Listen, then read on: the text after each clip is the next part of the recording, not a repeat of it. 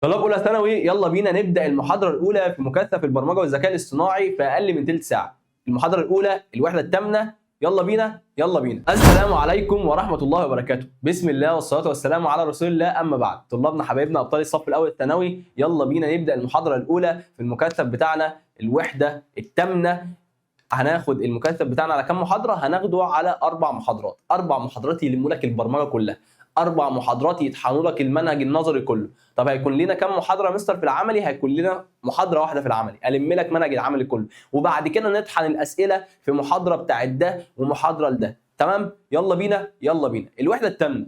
الوحده الثامنه بتتكلم عن ايه؟ الوحده الثامنه بتتكلم عن يا صديقي الشبكات. بتتكلم عن الشبكات. ايه هي الشبكات؟ ليه عملنا شبكات؟ استفدنا ايه من الشبكات؟ استفدنا في الشبكات ان احنا حضرتك بننقل ملفات، بننقل ملفات ما بين الكمبيوتر ده للكمبيوتر ده. تمام؟ طيب انا دلوقتي قال لي ان انا عندي نوعين من الشبكات، شبكات محليه لان لوكال اريا نتورك، وشبكات واسعه وايد اريا نتورك اللي هي الشبكات الايه؟ الواسعه. طيب الشبكات الواسعه كان ليها مثال، سيبك منه دلوقتي، تعال نخش على الشبكات الضيقه، الشبكات اللي هي المحليه. انا سامع انا بقول ايه؟ بقول شبكات ضيقه، يعني النطاق بتاعها ضيق، يعني محليه. تمام؟ عشان ما تجيش تقول لي الشبكه دي، يقول لي انت محيطها في البيت ولا في العالميه ولا الكلام ده كله، قول له لا ده في البيت، قول له لا ده في الشركه، قول له لا ده في المدرسه. تمام؟ ليه؟ لانها شبكه ضيقه النطاق، محدوده الايه؟ النطاق بتاعها. طب تمام، تعال نشوف اللان اهي. تمام؟ اللان دي ليها نوعين. قال لي نوع سلكيه يا مستر ونوع لا سلكيه يا مستر. ماشي يا قلب المستر، ادي عندي سلكيه وعندي ايه؟ لا سلكيه. السلكيه او الواير اللي هو اسلاك، ايه المثال اللي عندنا عليها؟ قال لي كابلات الالياف الضوئيه.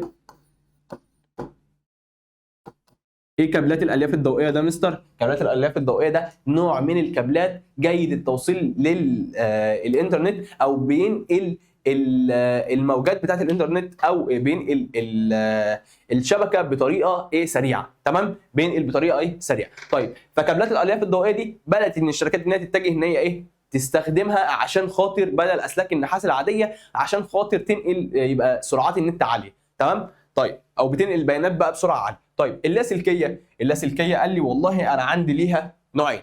نوع اللي هي الوايرلس طبعا، قال لي نوع موجات الراديو وموجات البلوتوث، موجات الراديو وموجات البلوتوث. تمام؟ انا بنقل الشبكات اللاسلكيه عن طريق الايه؟ الراديو والبلوتوث. تمام؟ دي السلكيه واللاسلكيه. طيب قلنا المحيط بتاع السلكيه هو يكون البيت. تمام؟ بيكون عن طريق بيت او شركه، ممكن يكون في المنزل، ممكن يكون في شركه، ممكن يكون في مدرسه. اي محيط ضيق، اي نطاق ضيق، اي نطاق محدود هو خاص بالايه؟ بالمحليه. طب الواسعه قال لي ليها مثال واحد، استنى اللي هو فين؟ اللي هي الوان. طيب الوان اللي هي الوايد اريا نتورك. طيب المثال بتاعها في الانترنت. الانترنت شبكه عالميه. تمام؟ اقدر اخش عن طريق الشبكه الايه؟ المحليه، بخش على الشبكه الواسعه عن طريق الشبكه الايه؟ المحليه. اذا انا بربط ما بين الشبكه المحليه والشبكه الواسعه عن طريق الانترنت. اذا الشبكه الواسعه بتربط لي ما بين الايه؟ الشبكه المحليه والشبكه الواسعه. يعني انا بقدر من خلال الشبكه الواسعه دي عشان اخش عليها اصلا لازم اخش عن طريق الشبكه المحليه. يبقى انا اصلا في الشبكه الواسعه بربط ما بين الاثنين مع بعض، الشبكه المحليه والشبكه الايه؟ الواسعه. قال لي شبكه تربط ما بين الشبكه الواسعه والشبكه المحليه، اقول له الشبكه الواسعه. تمام؟ خلاص، او الانترنت. تمام؟ تمام. طيب ده خلاص عن طريق بنخش في اي حته في العالم عن طريق الشبكه اللي هي المحليه دي، اخش على الانترنت من اي مكان طالما انا عندي ايه؟ طالما انا عندي انترنت، او طالما عندي شبكه محليه سواء سلكيه او لا سلكيه. حلو، جميل جميل جميل. تمام؟ دي كانت اول حاجه عندنا في الشبكات اللي هي انواع الشبكات اللي هي محليه وواسعه. عايز افكرك بحاجه بسيطه، ان الملزمه دي هتلاقيها موجوده فين؟ في قناه الواتساب اللي هتلاقيها في اول كومنت او في الديسكربشن. تمام؟ هتلاقي الملزمه دي موجوده بكل تفاصيلها بكل حاجه، عشان عايز تمسك الملزمه كده وانت ايه؟ بتفهم الفيديو معايا. طيب عندنا بقى حد اسمه ايه؟ موفر خدمه الانترنت. مين موفر خدمه الانترنت ده يا مستر؟ قال لي ده الوسيط حضرتك، ده اللي بيننا وما بين الايه؟ ده اللي بيننا وما بين الانترنت، ده اللي بيوفر لنا الانترنت، ولكن يلزم عمل معاه عقد عشان خاطر نعمل ايه؟ عشان خاطر نتواصل مع الانترنت او عشان خاطر يوصل لي الانترنت. تمام. يبقى مين ده؟ الاي اس بي. الاي اس بي ده شركه تسهل الاتصال بالانترنت. من الضروري توقيع عقد للاتصال بالانترنت زي شركه وي، زي شركه فودافون، زي شركه اتصالات، زي شركه موبينيل. كل دول بنعمل معاهم عقود يا مستر عشان خاطر ان احنا نخش على الانترنت، عشان خاطر يوصلوا لنا سلك او يدونا الراوتر بتاعهم ونبدا نخش على الايه؟ على الانترنت من خلالهم. تمام. طيب عندنا جهازين يا مستر في المنهج، جهاز اسمه الراوتر وجهاز اسمه الهب. جهاز اسمه الراوتر وجهاز اسمه الهب. الجهاز بتاع الراوتر ده قال لي جهاز يرحل ويعيد توجيه البيانات بين شبكات مختلفه. طيب انا ضفت لك بقى معلومه كده اضافيه مش اي حد هيقول لك عليها في الراوتر. الراوتر ده حضرتك بيعمل ايه تاني غير ان هو بيوجه؟ قال لي بيوزع يا مستر الانترنت. قال لي بيوزع الانترنت، هو اللي بيوزع الانترنت، هو اللي بيديك الانترنت وبيدي لاخوك ويدي ماما واختك وكل الناس اللي في البيت وبابا الجميله دي كلها. مين بتاخد الانترنت من مين؟ عن طريق الراوتر. طيب اعطاء عنوان لكل ايه؟ لكل جهاز. مين اللي بيدي العناوين بتاعت الاي بي؟ الايه؟ الراوتر. طيب جدار حمايه. جدار حمايه يعني ايه جدار حمايه دي؟ يعني هو اللي بيحميني؟ هو اللي بيحمينا. ليه بيحمينا من ايه؟ بيحمينا من اي حد ان هو يخترقنا. ليه؟ عشان خاطر لو حد عايز يخترق حضرتك لازم يخش على الشبكه بتاعتكم. طب هو لو الواي فاي مش بيحمين او الراوتر مش بيحميك، لو الراوتر ما فيهوش يعني حاجه ان هو تامنك ان هو اي حد يخش وخلاص، ملوش باسورد، حد هيخش على اي حد يخش على الشبكه. تمام. مين اللي هيحميك بقى حضرتك دلوقتي؟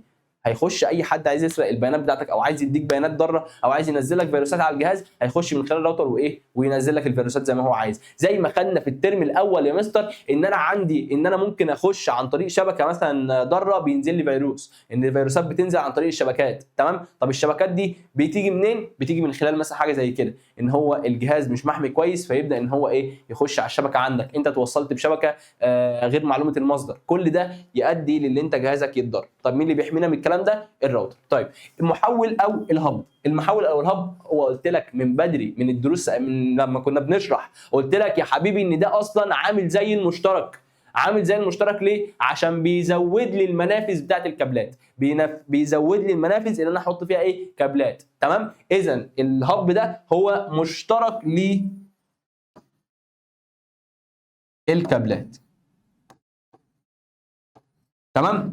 طيب تعالى بقى نخش على حاجه جميله جدا وسهله وبسيطه قوي ما فيهاش اي مشكله، هي انماط استخدام الشبكه.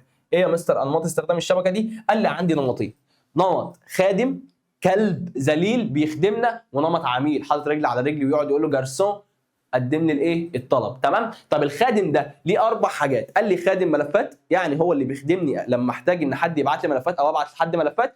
خادم الطباعه، خادم البريد، خادم الوكيل. ايه مين خادم البريد ده؟ خادم البريد ده بتاع الرسائل لو انا عايز ابعت رساله لحد. طب مين خادم الوكيل؟ خادم الوكيل حضرتك اللي بيدخلك على الويب سايتات اللي على الانترنت، زي بيدخلك على جوجل، يبقى هو الوسيط اللي بيدخلك على جوجل. مين؟ خادم الانترنت. طب خادم الطباعه ده لما عاوز اطبع ملفات يا مستر هو المسؤول عن طباعه الملفات، هو حضرتك اللي بيجيب لي الملفات، هو حضرتك المسؤول عن الشبكه اثناء الطباعه. مين؟ خادم الايه؟ الطباعه. طب العميل بقى عندي ليه عندي ليه نمطين، نمط اسمه خادم عميل كلب ذليل بيخدمني ملوش اي صرفه غير ان هو بيعمل اللي انا عايزه وانا حاطط رجلي على رجلي. تمام. خلاص اسمه خادم ايه؟ عميل او العميل خادم. تمام. نظام العميل خادم او اللي هو الكلاينت سيرفر سيستم. الكلاينت سيرفر سيستم ده لما عاوز اطلب حاجه من الخادم انا ماليش دعوه، هو بينفذها. تمام. اي خادم من دول بقى. تمام. طيب انا عميل، انا قاعد حاطط رجلي على رجلي ماليش دعوه باي حد، انا قاعد كده يلا تعالى خدمني، يلا تعالى اطبع لي، يلا تعالى ابعت لي رساله، يلا تعالى اعمل لي اللي انا عايزه، اخوك الصغير في البيت. تمام. هو ده هو الخادم بتاعك. تمام. طيب النظام ندي الى ند خلاص صغير قاعد. النظام ند الى ند، ايه اللي بيحصل بقى ساعتها؟ النظام ند الى ند اللي هو البير تو بير ده الخادم والعميل متساويين في الصلاحيات. تمام. ده ايه؟ ده بيعمل لده خدمه وده بيعمل لده خدمه، ده ممكن يبعت لحد وده ممكن يبعت لحد. زي عامل زي ايه حضرتك؟ عامل زي الشيرت بتاعك. الشيرت انا ببعت لصاحبي وصاحبي بيبعت لي، انا ببعت لزميلتي وزميلتي بتبعت لي، احنا الاثنين بنبعت صور والعاب ونقعد نشارك بعض في اي حاجه. تمام. حلو. يبقى لينا نفس الصلاحيات. ده اسمه ايه؟ خادم عميل، اللي هو قصدي ند الى ند اللي هو بير تو بير، هم الاثنين ليهم نفس الصلاحيات. جه في الامتحان وقال لي نظام يتساوى فيه صلاحيات الخادم مع العميل، اقول له مين؟ بير تو بير او ند الى ند. تمام. خلاص سهله. خش على اللي بعدها، طرق التوصيل. انا عايز اوصل شبكه، عندي طريقتين، طريقه تبديل الدوائر وطريقه تقسيم الحزم او تبديل الحزم، طريقه تبديل الدوائر وتبديل الحزم. تبديل الحزم دي بنعمل فيها ايه؟ بنقطع البيانات لحزم ايه عشان نبعتها. طب طريقه تبديل الدوائر انشاء مسار مغلق. تعال نشوفها، تعال نشوفها عشان ايه دي محتاجه كلام، محتاجه كلام. تعال نشوف. اول حاجه تبديل الدوائر، مسار مغلق. مسار مغلق قفلته اهو، تمام. انا بكلم خالته على التليفون الارضي وخالته بتكلمني على التليفون الارضي، احنا الاثنين بنكلم بعض. جت حد عايز يرخم علينا وبيتصل، هيقول له اسف الخط مشغول، مش هينفع حضرتك تكلمني. ليه؟ عشان احنا عاملين مسار مغلق على نفسنا، احنا عاملين دايره كده على نفسنا وقافلين ومحدش يعرف يخش علينا. ليه؟ لازم الاتصال ده يتقطع عشان خاطر يحصل اتصال ايه؟ جديد. خلاص؟ اذا المسار المغلق الخط مشغول طالما فيه بيانات شغاله. لو اول ما الاتصال اللي احنا شغالين فيه يتقطع، خلاص اتصل براحتك واعمل اللي انت عايزه. طول ما في اتصال شغال حضرتك مش هتعرف ان انت تتوصل تبعت بيانات او تتوصل للشخص الاخر ده او ايا كان. تمام؟ يبقى المكالمه دي مش هينفع يخش عليها مكالمه ثانيه غير لما المكالمه الاولى تخلص. ده في المسار المغلق او تبديل تبديل الدوائر او السيركت سويتشنج ميثود، طريقه تبديل الدوائر. طيب ليها مميزات وليها عيوب، ليها مميزات وليها عيوب. اول حاجه المميزات ان الاتصال بيكون مستقر. احنا عمالين نكلم بعض ولا حد بيخش علينا ولا حد بيقطع الاتصال ولا في بيانات بتتبعت اثناء ما احنا بنتكلم.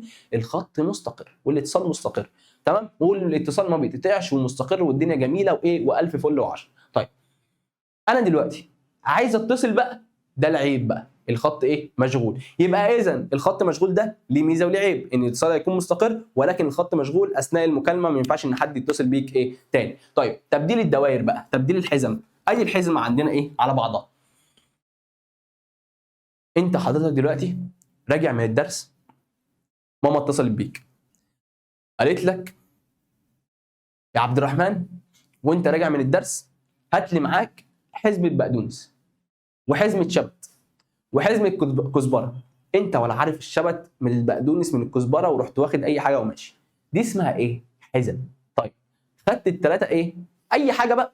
طيب هي الشبت والبقدونس والكزبره ده بيكون حزم، هو ربنا خلقه ان هو حزم، ولا بيكون ارض كبيره كده وبنبدا نقسمهم حاجات صغيره كده، حزم صغيره بنبدا نقسمهم. هو بيكون ارض كبيره مزروعه عادي فيها زرع من خير ربنا كتير، وبنبدا نقسمهم حزمه وحزمه وحزمه وحزمه.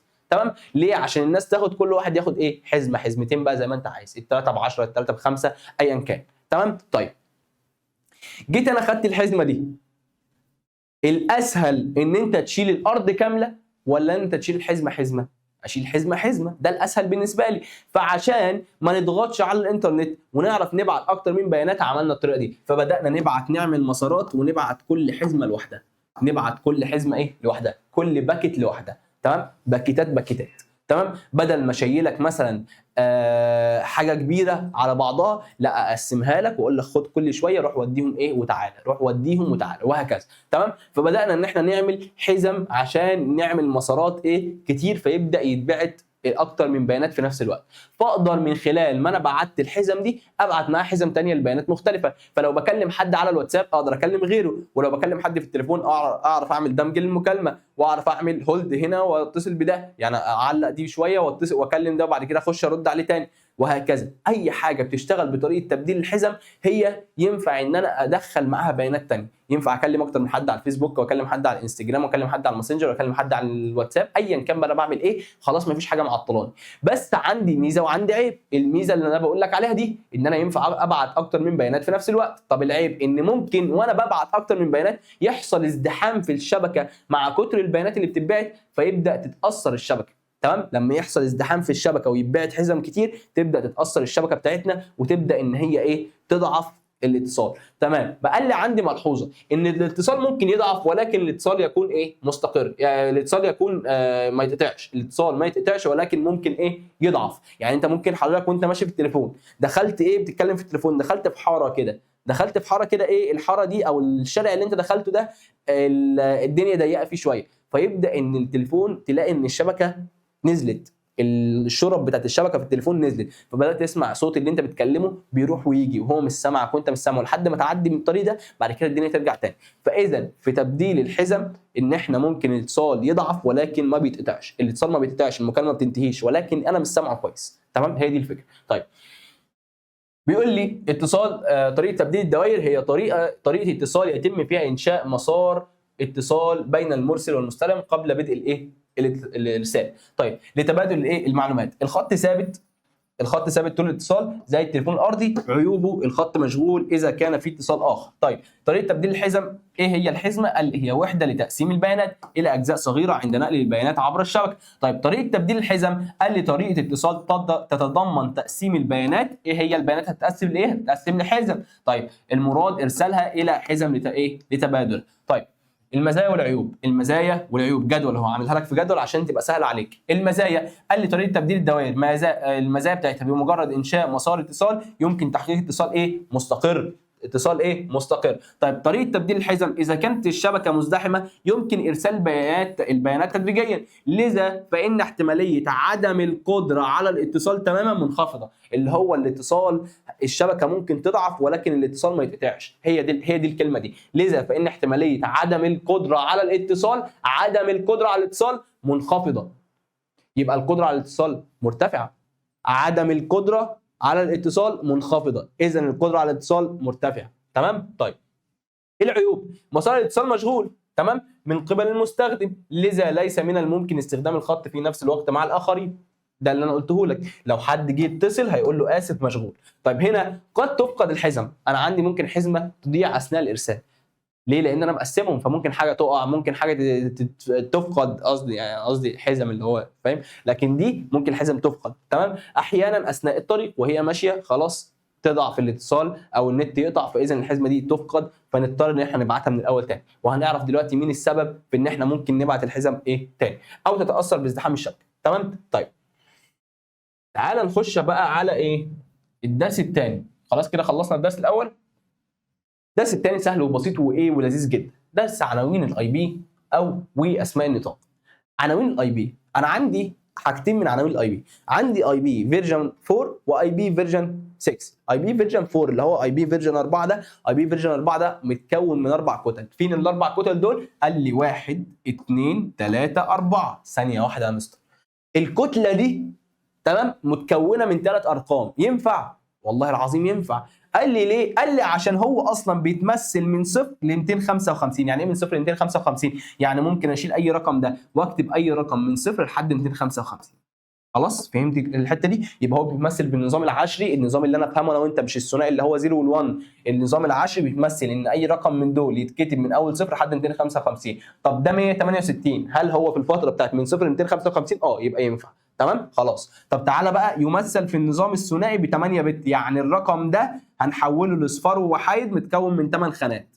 تمام، متكون من 8 خانات عباره عن اصفار ووحايد. ليه؟ لان قلنا في الترم الاول ان البت عباره عن خانه، اذا هو عباره عن 8 بت، فهو عباره عن 8 خانات متكونه من اصفار ووحايد. تمام، ومش علينا التحويل الترم ده. طيب الاي بي فيرجن 6 بقى عباره عن 6 كتل، كل كتله برضه اهي ادي 1 2 3 4 5 6. تمام خلاص، يمثل في النظام الثنائي ب 128 بت. تمام، ده اتعمل ليه؟ قال لي ده اتعمل عشان مشكله نفاذ عناوين الاي بي. يعني ايه مشكله نفاذ عناوين الاي بي؟ اصل انا عندي يا مستر ما ينفعش اكرر عنوان اي بي لاكتر من شبكه. يعني ما ينفعش الشبكتين يكون لهم نفس عنوان الاي بي. يعني ما ينفعش ادي الرقم ده لشبكتين، ما ينفعش حضرتك تاخد رقم جلوس وصاحبك ياخد نفس رقم الجلوس، هيبقى بتاع مين كده؟ مش بتاع حد. تمام، يبقى الرقم ده غلط. اذا لما بدي لحد عنوان الاي بي ده مش بديه لغيره. تمام، فاذا انا عندي شبكات كتير وعندي اجهزه كتير، فاذا الاي بي اللي متكون من 4 كتل اللي هو اي بي فيرجن 4 ده خلص، الاحتمالات بتاعته خلصت، فزودت كتلتين. لما ازود كتلتين كل كتله فيهم احتماليتها مع كل الست كتل احتماليتها من 0 ل 255، ده كده في زيطه بقى، ده احنا كده مش هنخلص. تمام، فاذا زود عندي عدد الاحتمالات. طيب تعال نشوف بقى النوعين بتاع الانواع بتاعت الاي بي نفسه، عنوان الاي بي نفسه الانواع بتاعته. قال لي يا اما جلوبال لا اما برايفت، يعني يا اما عام لا اما خاص، الى عام لاي حد يستخدمه، زي جوجل وفيسبوك وانستجرام وواتساب ويلا وشيل وعبي. تمام. ولكن الخاص اللي هو بتاعنا في البيت اللي هو الشبكات الايه، العناوين اي بي يستخدم ضمن شبكات ايه، محليه زي الواي فاي. اي حد ينفع يخش على الواي فاي بتاعكم؟ لا. اذا الواي فاي بتاعنا ده في البيت ايه، ده واي فاي شبكه خاصه، ده عنوان اي بي خاص. اما العنوان الاي بي العام زي بتاع جوجل وانستجرام والناس دي، تمام، اللي هو اي حد يعرف من اي شبكه محليه يخش عليه. تمام. طيب عنوان الاي بي واسماء النطاق، ايه الفرق بين ده وبين ده؟ مفيش اي فرق. الفرق الوحيد ان ده رقم وده اسم. طب هم ليه عملوا اصلا اسماء النطاق؟ ليه عمل دومين؟ هو ليه عمل دومين؟ قال لي عمل دومين عشان خاطر يسهل علينا البحث. لما اجي ابحث اكتب الرقم ده الصعب ده ولا اكتب جوجل؟ خلاص تكتب جلو جلو خلاص الموضوع خلص. اما تقعد تكتب الرقم ده خلاص الموضوع صعب، مش هقعد احفظ انا في ارقام. اما انا عارف جوجل خلاص الموضوع خلص. تمام، هكتب جوجل على طول وتطلع لي جوجل، بدل ما اكتب الرقم بتاع فيسبوك هكتب فيسبوك. طب قال لي عندي في واحد، في راجل كده محترم ابن ناس محترمين هو اللي بيعرفني الربط ما بين الاي بي والدومين او اسماء النطاق. تمام، اسماء النطاق والاي بي اللي بيربط ما بينهم او اللي بيقول ان ده بتاع ده وده بتاع ده، ان الاي بي ده خاص بالاسم ده وان الدومين ده خاص بالاي بي ده. مين اللي بيعرفني على الكلام ده او مين اللي بيربطهم ببعض؟ قال لي عندي حاجه اسمها الدي ان اس ايه سيرفر. ان الدي ان اس سيرفر ده هو نظام يربط اسماء النطاقات بعناوين الاي بي والعكس. تمام، خلاص. طيب بروتوكول الاتصال، نظام الاتصال. قلنا يعني بروتوكول يعني نظام. طيب بنشتغل بطريقه ايه في البروتوكولات الاتصال؟ بنشتغل بطريقه تبديل الحزم. اذا بيقول لي الحزمه هي وحده، هي الوحده المستخدمه في الاتصالات، لازم يكون معاها هيدر. اقف ثانيه يا مستر، يعني ايه هيدر؟ سؤال وجودي، سؤال تقف عنده ايه وتسرح. يعني ايه هيدر؟ قال لي الهيدر ده هو الحاجه او المعرف بتاع الحزمه دي، الشنطه اللي الحزمه ماشيه وشايله فيها ايه، بياناتها. تمام، شايله فيها بيانات ايه بقى يا مستر؟ قال لي بيكون في عناوين الاي بي المرسل والمستلم. يعني بيكون في حضرتك العنوان اللي لسه شارحه لك ده بتاع الايه، بتاع المرسل والمستلم، يعني جايه منين ورايحه فين. من الاخر الحزمه دي جايه منين ورايحه فين، تفتيش يا باشا. طيب مده الصلاحيه، يعني ايه مده الصلاحيه؟ حضرتك بتتكلم على الواتساب مع حد في الشات، تلاقي الشات بعد ما خلصت 24 ساعه اختفى. ليه؟ لان في مده صلاحيه للشات ده. تمام، يبقى مده الصلاحيه دي بتكون موجوده فين؟ بتكون موجوده في الهيدر بتاع الحزمه. الشنطه بتاعه الحزمه اسمها ايه؟ اسمها هيدر. طيب البروتوكول يعني شغاله باني نظام، باني بروتوكول. الحزمه دي هتتوصل على اني بروتوكول ولا اني نظام ولا ايه دنيتها. تمام، بعد كده رقم الاصدار، الاي بي اللي انت بعته لي ده اي بي فيرجن 4 ولا فيرجن 6؟ اي بي متكون من 4 كتل ولا 6 كتل؟ هو ده. تمام، التحقق من الخطا، يعني الحزمه دي كامله ولا فيها خطا محتاجين ان احنا نبعتها من الاول وجديد. تمام، ده الهيدر بتاع الايه، الحزمه. تعال نخش بقى على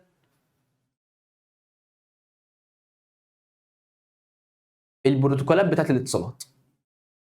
احلى حاجه انا بحبها في الدرس ده التي سي بي واليو دي بي والاي بي. ثلاث موظفين ايه رجاله بيعملوا ثلاث حاجات. ثلاث موظفين بيعملوا كل واحد بيعمل فيهم حاجات. تمام، التي سي بي قول ورايا بالله عليك، بالله عليك قول ورايا، بالله عليك قول ورايا. يقسم يرتب، يقسم يرتب يطلب اعاده، يقسم يرتب يطلب اعاده ارسال، يقسم يرتب يطلب اعاده ارسال. مين ده؟ التي سي بي. يقسم ويرتب ويطلب اعاده ارسال. بيقسم ايه؟ بيقسم الحزم، ما انا شغال بالحزم. بيرتب ايه؟ بيرتب الحزم.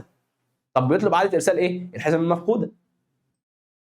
مفيش اي مشكله. بيقسم البيانات الى حزم. البيانات اللي هتجيلي دي انا كتسي بي عند المرسل هقسم البيانات قبل ما ابعتها الى حزم. يرتب البيانات الايه؟ المستلمه. طب مين اللي هيرتب بقى؟ طب اللي عند المرسل قسم، مين اللي هيرتب؟ اللي عند المستلم. يبقى ده قسم البيانات وارفق معاه الهيدر، الثاني يرتب البيانات عن طريق الهيدر اللي ايه؟ اللي جاي له. تمام، ولو انا برتب والله الحزمه واحد وبرتب الحزمه 2، اوبا لقيت الحزمه 3 مش موجوده، اطلب اعاده ارسالها مره اخرى. اطلب اعاده ارسال اي حزم مفقوده اثناء الايه؟ الاتصال. اذا التي سي بي هو المسؤول عن التقسيم الحزم عند المرسل، ترتيب الحزم عند المستلم، اعاده ارسال اي حزم ايه؟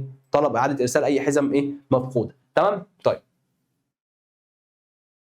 اليو دي بي، اليو دي بي ده ملوش علاقه، ده شخص يعني ايه؟ مستعجل، شخص عايز ينجز. يعني ايه عايز ينجز؟ يعني قال لي ان اليو دي بي ما بيهتمش الحزم دي واصله كامله ولا لا، ما بيهتمش الحزم دي انا عايز اطلب اعاده ارسال الحزم المفقوده ولا لا، انا مش مشكله، المهم ان الحزم توصل.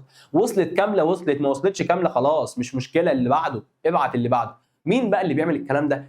البثوث المباشره.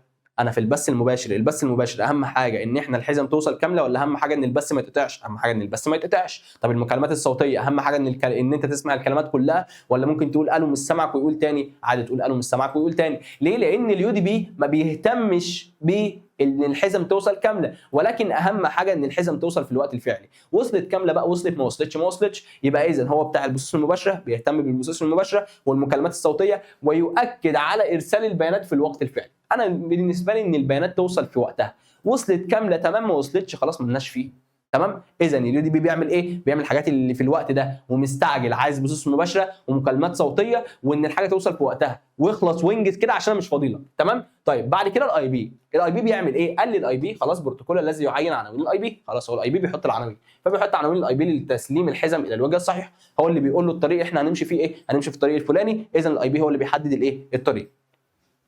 بعد كده عندنا اخر حاجه في الوحده التامنه حضرتك، وهو التي سي بي اي بي، البروتوكول اللي احنا هنشتغل عليه، اللي مين بيشتغل فيه؟ الموظفين اللي عندنا اللي هم التي سي بي واليو دي بي والاي بي، وعندنا شويه اجهزه كده. تمام. تعال اقول لك عليه. انا هبدا بالطبقه الاولى من تحت، بعد كده الطبقه الثانيه، بعد كده الطبقه الثالثه، بعد كده الطبقه الرابعه. ليه؟ لان ده الدور الاول، ما ينفعش اعدي على الدور الثاني غير لما اعدي على الدور الاول. اذا ده الدور الاول، اطلع على الدور الثاني، اطلع على الدور الثالث، اطلع على الدور الايه؟ الرابع. حلو حلو. الطبقه الاولى طبقه الاتصال المادي. لازم يكون عندي شبكه اصلا عشان يبقى عندي بروتوكول، عشان يبقى عندي اتصال لازم يكون عندي شبكه، لازم يكون في سلك ولا واي فاي ولا اي حاجه نشتغل بيها. مش هينفع ان احنا كده نفضل ايه هنوصل ايه، تعال نخش على الخطوه الثانيه مره واحده. لا، لازم يكون عندي كابل الاول، لازم يبقى عندي اتصال بالانترنت. انا بصحى بفتح الواي فاي عشان ابعت رساله على الواتساب، لو ما فتحش الواتساب، لو ما فتحش الواي فاي هتتبعت رساله؟ لا، اصلا ما فيش اتصال.